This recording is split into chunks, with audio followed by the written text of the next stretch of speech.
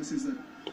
Let's go back to the dressing room, because you don't often get to see it. You know, when we're covering the Premier League, you don't see many of these dressing room shots. Here's Ronnie Moore. We talked about the experience, Trevor.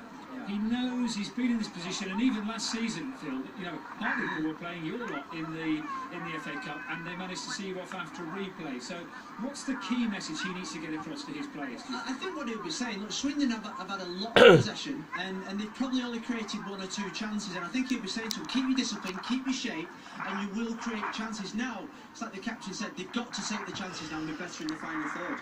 For me, I think they started really well. I don't think they've adapted very well since the captain for Swindon got injured. I feel they need to maybe slightly change or tinker with the formation and start dictating the game again.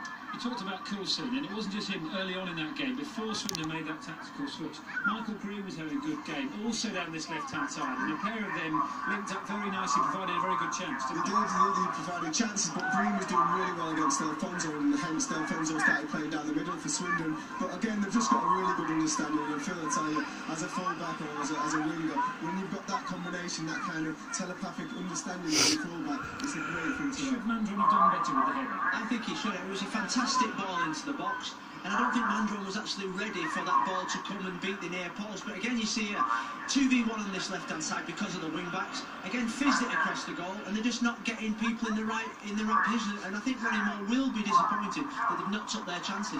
And it wasn't by plan that they changed the formation. It was an injury to the Swindon captain, and sometimes things like that really come into play. It's changed the outlook of that first half, absolutely. And it gave them a few more opportunities going forward as well, because Norris, we saw who scored or didn't score the game, was officially he didn't score the goal, so all right, I think you're going to argue on that, you two, aren't you? But Norris and Delfonso together towards the end of the half created quite a few chances for Swindon. Yeah, I think what we saw, this was the best move of the game after about 20-25 minutes, when Delfonso finally got some good possession. Norris coming in from this left-hand side, and he tested Clark in the goal. But it was the first time we saw that combination. I thought Norris has got ability, we know Delfonso's got speed, and they showed it.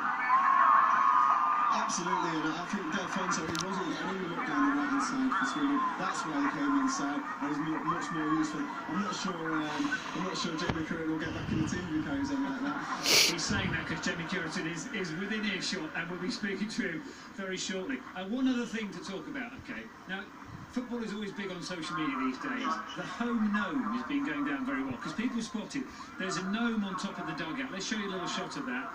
People are asking why it is there and what's going on with it. I can inform you, there it is, just behind Ronnie Moore.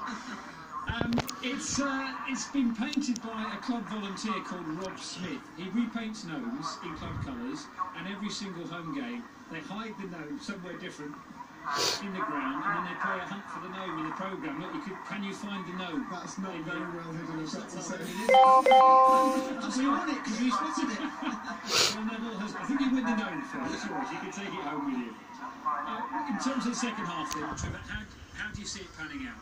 Well, I think if it stays the same way, Swindon have got a great chance of getting a result. I think for me, Ronnie Moore has got to change the formation. He's got to tinker with it a little bit just so they can get the upper hand like they did in the first part of the game. And it's worth reminding people as well, if you're just tuning in, this is non-league Eastleigh, Philip, taking on a side 2 leagues above them. Yeah, I think we spoke a lot about Eastleigh before the game. I've actually been impressed with Swindon, the way they passed the ball and moved it. I think he's an innovative coach. He's young, he's got young players. They've shown no fear. At the moment, Swindon for me are the team that look like they're going to go on and win it.